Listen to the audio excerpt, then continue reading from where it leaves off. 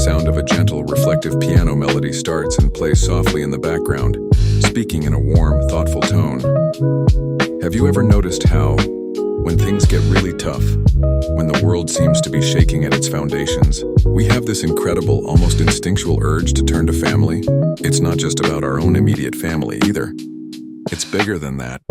It's this profound human need to connect, to find our tribe, to know we're not alone. Think about it. We see stories from all over the world, stories that often don't make the primetime news, but they're the ones that truly define our humanity. I remember reading about the wildfires that swept through parts of Australia a few years back. The devastation was unimaginable. Homes turned to ash, entire communities displaced. But in the middle of that chaos, something beautiful happened. Families who had lost everything were taken in by complete strangers. People opened their doors, offering a spare room, a hot meal, a shoulder to cry on. They weren't just neighbors, they became family. I saw this photo online. It was two older women, one whose house had burned down, the other her neighbor, just sitting on a porch swing, holding hands, watching the smoky sunset. They had nothing left but each other. In that moment, they were a family, forged in fire and loss. They created a new kind of home right there on that porch swing. And it's not just in big dramatic disasters. Look at the economic hardships that have swept across the globe.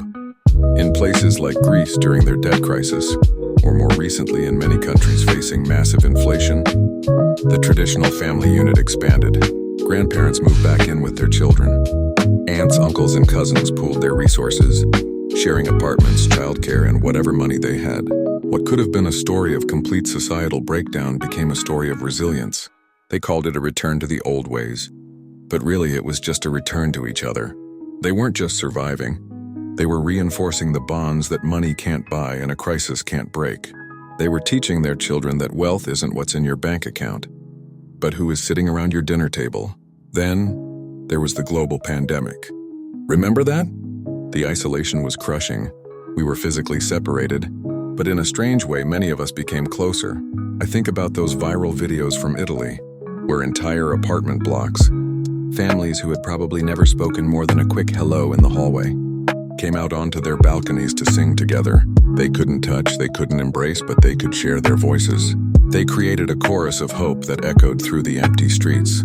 They became a balcony family, a community united by a shared fear, but also a shared determination to find light in the darkness.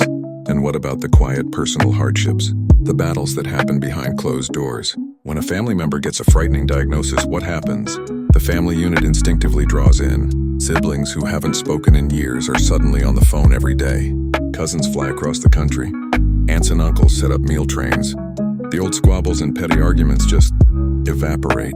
Because in the face of real adversity, you remember what's truly important.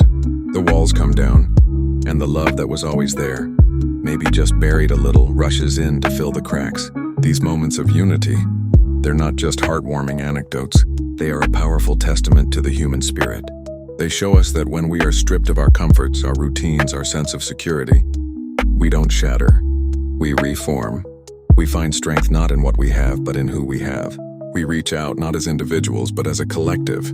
We become bigger than ourselves. We become a global family, united not by blood, but by the shared experience of being human in a world that is, and always will be, full of challenges. And in that unity, we find our greatest hope.